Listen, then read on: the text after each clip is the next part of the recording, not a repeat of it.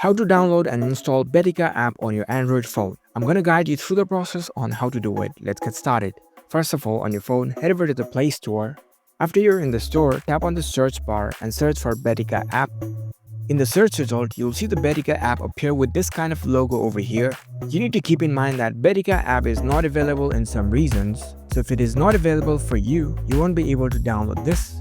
What you can do is you can go to the web interface of Betika app. In your web browser, search for Betika app and head over to this first link.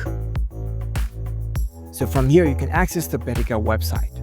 But if it is available in your region, you can easily download its app as well. You can search the Betika app in your web browser, and if you scroll down, you will see the Google Play app link. So if you tap on it, it will take you to the Google Play Store of this Betika app.